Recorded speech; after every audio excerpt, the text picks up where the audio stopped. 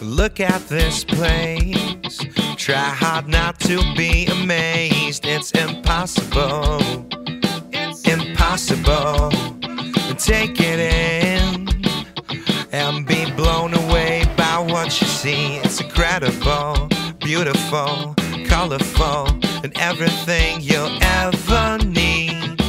My eyes wide open by what I feel. To disseminate the information about fun learning through everything interactive. So using TV, print, and then social media and radio. And then using print, I don't know about you, but I always read the Bazooka comics. Yeah? So there are all those things that you always read. How about making them educational? So we can use, and it can be a sort of like corporate, has some corporate sponsorship interaction, because then you can have the backs of the Nido labels also be a short informational comic, or the Nor Cubes, because Bazooka comics, Nor Cubes. And then radio. So they're really catchy jingles that you can add to bring the basic information and make it super, almost like a virus that goes on and on in your brain. And they do that with like learning how to filter your own water.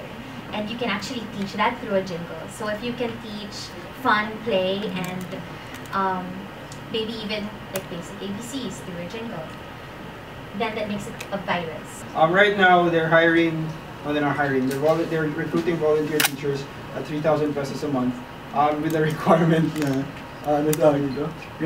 na they have to be BA education. What we're saying is, what if we have a campaign where what we want to do really is to revamp the incentive scheme.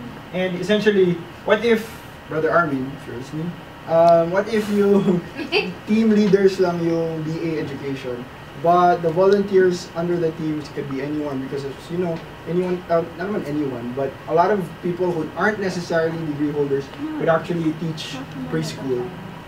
Some incentives that we want, if they could afford 3,000 pesos per teacher, maybe instead of just money, for example, one basic incentive is accredited service hours, because a lot of students or young professionals do look for service hours. But other awesome incentives that we want to provide is maybe we could award stewardship rights to some of our most committed education degree team leaders, for example. Recently, DA, Department of Agriculture, Agrarian Reform, and Environment Natural Resources came together, it's called a Convergence Initiative. They're saying there's a lot of idle land just waiting for people to turn it into something productive. So maybe we could award stewardship rights to farm plots from these unproductive lands. Non-monetary incentives such as load or rice or something else for sponsors, just to have more incentives for people to come in. And also that mobile phone, because if it's just 3,000 a month, you could actually afford a mobile phone already. But that mobile phone will give you access to, for example, programs that will help you spread or monitor or use your mobile phone to spread your, engage the parents of your kindergarten teachers, etc. And lastly, the whole thing could be a certificate program that you could really award and say, you know, in your resume that, look, I had 3 months or 6 months in the Kinder Rangers Corps. What we've identified is, for one, not everyone is aware of the mandatory kindergarten program. Also, we find that a lot of people really want to help or find causes that they can support, but they don't know how to help. So we want to let them know how they can help this particular program. And later on, to provide status reports on how the program is doing and how it's benefiting students in these communities. So the project is really about a comprehensive awareness or marketing campaign for the mandatory kindergarten program. We want to be able to address traditional tri-media, so there's TV, where we can use the celebrity endorsements, because in the Philippines, celebrities still do have a big say. They're very influential, more so in this market that we're trying to target. So celebrity endorsements from celebrity moms, and then even the younger celebrities who may not have their own families but have younger siblings. So just to say the importance of education, why you need to be a part of the mandatory kindergarten program.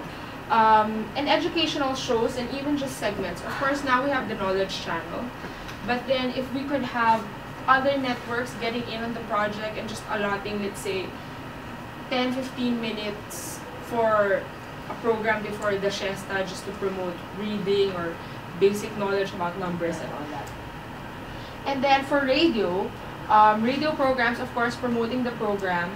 Even some stations who can have like a reading time, like read-along sessions or other programs. And then also the jingles that Shayna was talking about, it can run in this radio programs. This is really good because in a lot of places, also in far-flung areas, there's still a lot of people who really do listen to the radio. And for newspapers, maybe more kids sections. Now we have Junior Inquirer, maybe other stuff too that can have short stories and games for the kids just to drum up interest. And also There is no other